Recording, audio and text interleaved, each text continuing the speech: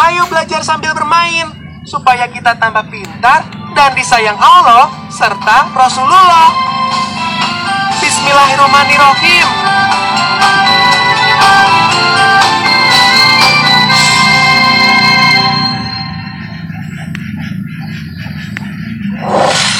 Pelajaran dari Uhud.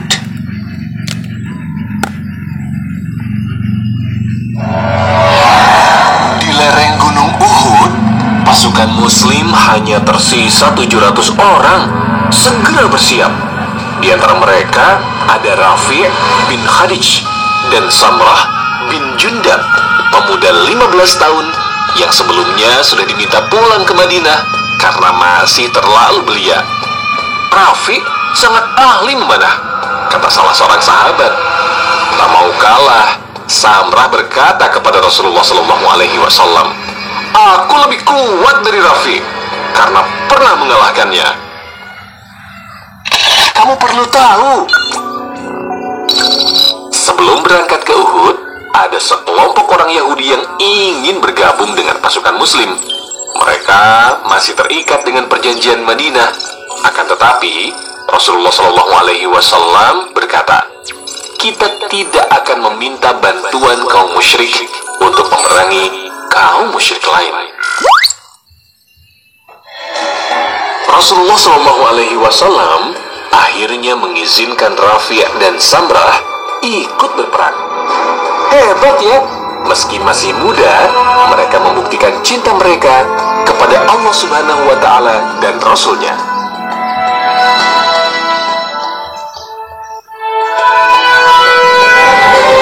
Rasulullah SAW membagi pasukan Muslim menjadi beberapa regu.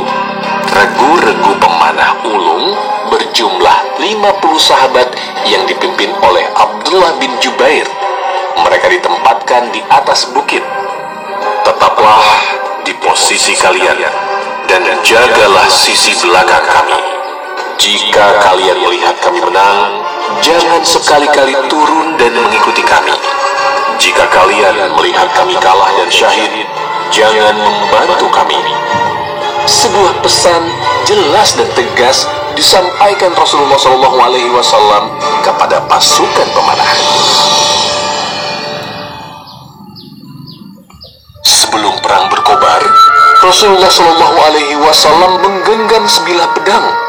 Beliau berkata, "Siapakah yang sanggup memenuhi tugas pedang ini?" Beberapa sahabat langsung berdiri untuk mengambil pedang itu. Lalu Rasulullah SAW memberikannya kepada Abu Dujanah, seorang lelaki pemberani berikat kepala merah. Kaum perempuan turut berperan dalam perang Uhud. Di pasukan musyrik ada 15 orang perempuan ikut serta. Mereka dipimpin oleh Hindun bin Utbah.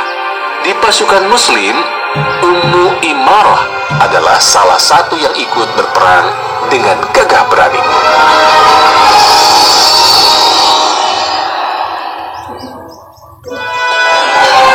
Perang berkecamuk dengan sangat dahsyat, dipimpin para pahlawan Islam, termasuk Hamzah bin Abdul Muttalib, Abu Dujanah, dan Mus'ab bin Umair.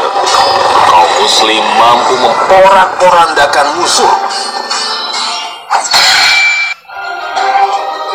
Meski lebih unggul dalam jumlah pasukan dan peralatan perang, pasukan musyrik tetap terpojok. Mereka berlari pontang-panting meninggalkan medan peperangan.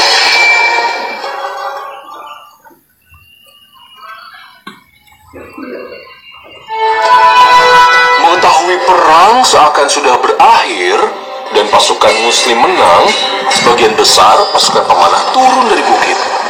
Hanya Abdullah bin Zubair dan 9 pasukan pemanah yang tetap bertahan.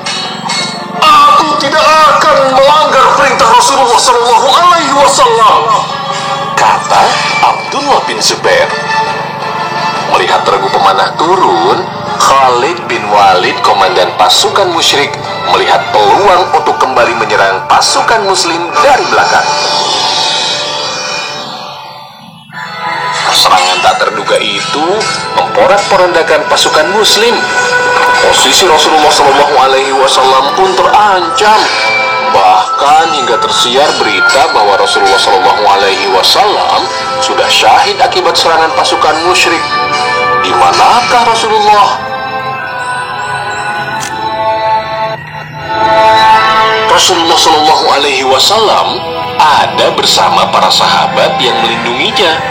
Beliau sudah berdarah dan terluka hingga giginya tanggal.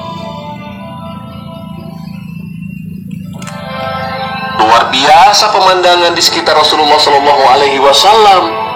Mus'ab bin Umair dan 7 orang Ansor gugur ketika mereka menjadi tameng hidup untuk melindungi Rasulullah Shallallahu Alaihi Wasallam. Sa'ad bin Abi Waqqas dan Thalhah bin Ubaidillah berjuang mati-matian melindungi Rasulullah Shallallahu Alaihi Wasallam. Bahkan tubuh Thalhah terkena belasan anak panah saat menggendong Rasulullah Shallallahu Alaihi Wasallam untuk berlindung di balik bukit pasir. Rasulullah Shallallahu Alaihi Wasallam pun bergumam, sudah seharusnya Thalhah masuk surga.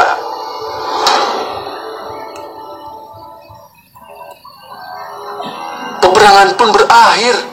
Pasukan musyrik meninggalkan Uhud setelah mereka tidak berhasil menemukan Rasulullah Shallallahu Alaihi Wasallam. Mereka merasa sudah memenangkan pertempuran. Rasulullah Shallallahu Alaihi Wasallam amat terpukul melihat banyaknya sahabat yang gugur.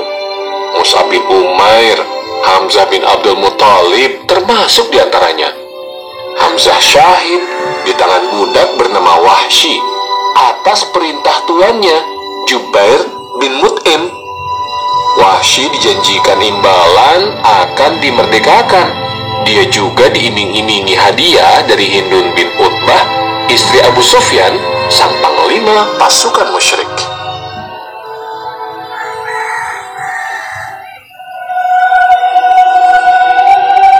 Ibnu Mas'ud menceritakan, tidak pernah kami melihat Rasulullah Shallallahu Alaihi Wasallam menangis melebihi tangisan beliau terhadap kematian Hamzah bin Abdul Muthalib.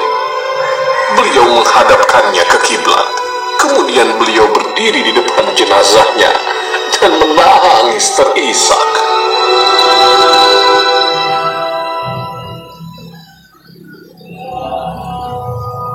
Usai menguburkan dan mendoakan jenazah sekitar 70 syuhada, Rasulullah Shallallahu Alaihi Wasallam kembali ke Madinah pada Sabtu petangnya.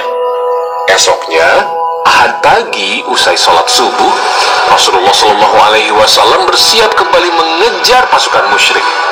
Mereka sedang dalam perjalanan pulang ke Mekah. Beliau juga memerintahkan Bilal untuk menyampaikan perintah kepada para pasukan. Kamu perlu tahu, saat baru tiba di Madinah, Ibunda Sa'ad bin Mu'az berlari menghampiri Rasulullah Shallallahu Alaihi Wasallam. Sa'ad yang memegang tali kekang Rasulullah Shallallahu Alaihi Wasallam segera memperkenalkan ibundanya.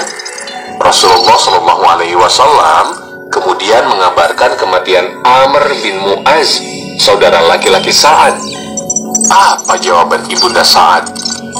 Selagi kulihat Anda selamat, semua musibah yang menimpa kuanggap kecil. Subhanallah, ibunda hebat. Pantas saja anak-anaknya sehebat Amr dan Sa'ad bin Mu'az. Tidak ada yang boleh ikut bersama kami kecuali kemarin yang berperang di Uhud, kata Rasulullah Shallallahu Alaihi Wasallam. Masya Allah, rasa lelah belum lagi sirna. Luka yang dialami Rasulullah Shallallahu Alaihi Wasallam dan para sahabat tentu masih sangat terasa. Akan tetapi, semua bersiap dan taat pada perintah Rasulullah Shallallahu Alaihi Wasallam. Mereka berangkat kembali untuk mengejar dan berperang dengan pasukan musyrik. Mereka mendirikan tenda di daerah Hamra'ul Asad. Kemudian mereka menyalakan api unggun besar sehingga musuh akan mengira jumlah mereka banyak.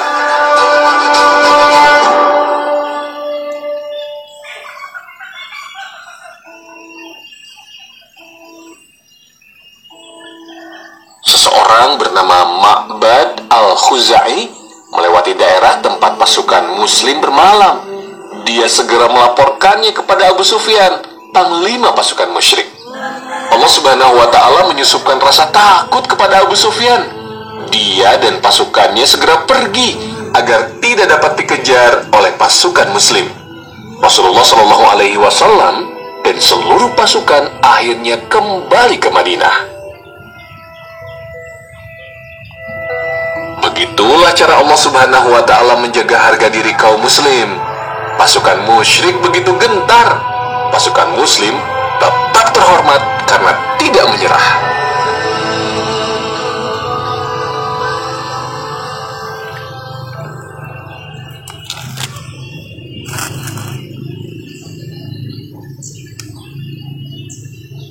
Alhamdulillah. Terus belajar ya. Wassalamualaikum. Mewujudkan jalan